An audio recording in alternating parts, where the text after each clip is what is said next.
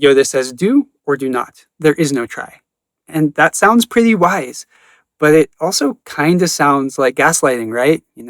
He's like, here, lift up that spaceship with the force. He's like, oh, I tried. He's like, no, you didn't try. There is no try. So is it actually wise? Could it help us to live a more harmonious reality inside and out? Or is it just an invalidation of the experience that we pretty much all have of trying to do lots of things? When you first heard Yoda say this, did you get it? Did it make sense to you?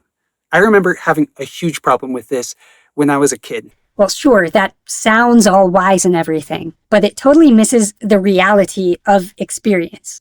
I mean, I try all the time. I put in a lot of effort into a lot of things, and some of them work and some of them don't. And intentions matter. Trying and failing is not the same as not trying at all. Everything great is built from trying and failing and trying again, right? Now I realize that Yoda was totally right, and I didn't get it. And by that I mean, Yoda was totally right on the level of analysis in which he's totally right, which I couldn't perceive at the time.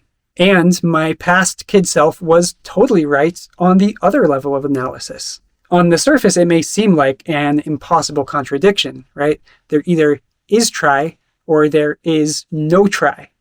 But they actually complement each other. There is try, and there's also no try. They coexist in what I call paradoxical synergy. Stick with me here. We pretty much all know what it feels like to try. So let me tell you how I think that Yoda is right, and then bring the two sides together to see how the two perspectives can actually complement and strengthen one another.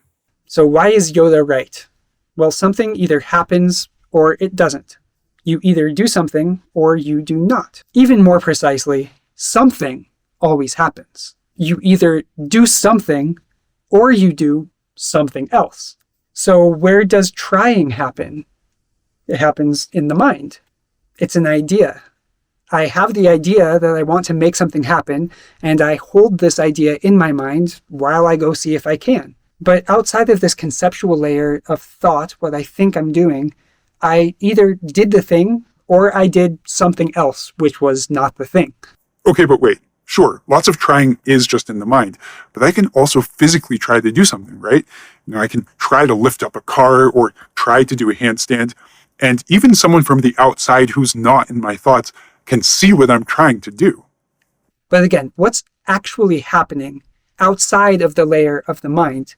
I mean, I think I'm trying to lift this car, but really I'm exerting an upward force on the car, and either I exert enough upward force on the car to lift it off the ground, or I'm exerting upward force, transferring some of the weight from the car to my hands, but not enough to actually lift the car off the ground. Those are the two options of what's actually happening. Or I'm trying to do a handstand.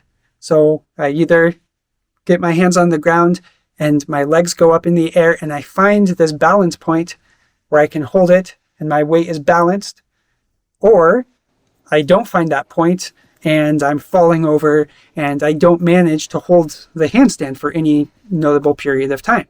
I may know that I'm trying to balance, but what's actually happening is my body falling over itself. Someone from the outside may see what I'm doing and generate their own ideas about what I'm doing, about my intentions, what I'm trying to do, and their story about what I'm doing may even be very similar to my own story about what I'm doing. But that doesn't change the reality that what I did is what I did, regardless of what they think about it or I think about it. This convergence of opinions in the concept realm doesn't change the reality on this physical plane. Well, at least not on the Newtonian level. On the quantum level, it seems there may be some subtle interaction between that subjective and objective, but I'm not qualified to talk about quantum physics, and I'd say that pretty much no one else is who I hear talking about it, just throwing this word around. So how about we steer clear of this territory that we really don't have very much clarity on? So anyway, how can these seemingly opposite concepts even coexist, let alone complement one another? Well, both the baseline level of action and the conceptual layer and our experience of it also exist. We might say that they both exist on different planes. And by getting clear about what we define as the intention or what we're trying to do, and to get clear on what is happening on this physical plane, we can start to close the gap between the two. It's really easy for me to have my perception of what is happening clouded by the idea of what I'm trying to do. If I'm lost in my mind, I might think that I know what I want to do, but I'm not paying enough attention to what I am doing to get the feedback necessary for actually going that direction. I think I first discovered this general idea when I was studying violin performance at Colorado State University, though I didn't connect it to Yoda at the time. I noticed that I was trying to play technically challenging violin repertoire, and I thought I knew how I wanted it to sound, but I really wasn't paying close enough attention to how it did sound and the motions my body was making and the feeling in my body. In other words, my idea of what I wanted to do with the violin was getting in my way of noticing what I was doing with the violin, preventing me from actually getting it to sound how I wanted. And on the flip side, I wasn't paying enough attention to the physical feedback, the feeling in my body, which I needed to clarify a more detailed mental map of what I was trying to do. I mean, it's not enough to have a vague concept of how I want it to sound. The concept of what I'm trying to do has to also include details of the feelings in my body and the body mechanics and the mechanics of the violin. So being stuck in my lower resolution idea of what I thought I wanted to do, I was not noticing what I needed to notice in real life to both raise up what was actually happening to what I thought I wanted and to make a more detailed map that could actually get me there. So I experimented with trying less.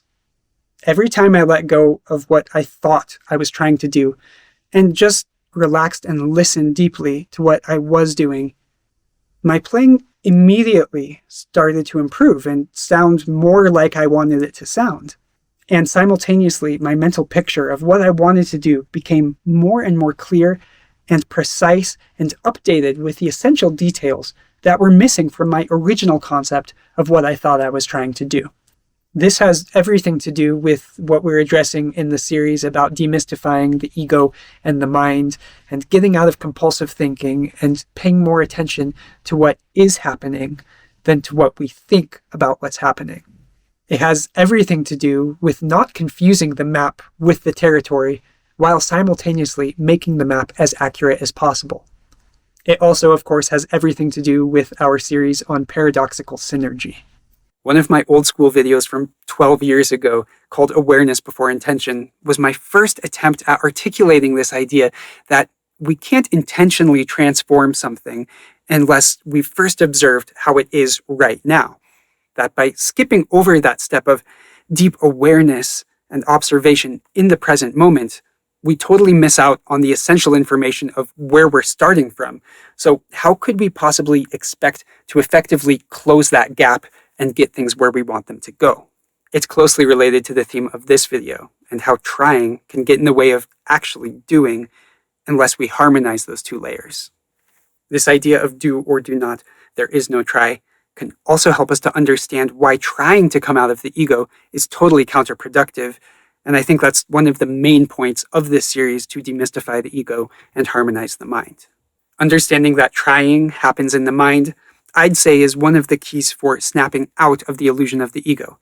Though, of course, understanding that intellectually doesn't automatically mean that we snap out of the ego. Trying to let go of the ego is totally futile because trying and the idea of letting go of the ego are both part of the ego. The ego is just a sense of self created by thoughts and concepts and beliefs. So trying to let go of the ego is just another idea in the ego, like a cat chasing its own tail. Letting go of the ego is something we simply do, and trying to let go of the ego just pushes us deeper into the mind and into the play of the ego. It's one form of the trap that we talked about in much more detail in episode 3, and which I definitely would recommend checking out next. So take a moment to check in with yourself and see if you would like to watch more videos or if you'd rather go do something else that's meaningful to you. If you want to go deeper into this, then you can check out that video about the trap of the ego or the playlist for demystifying the ego and harmonizing the mind.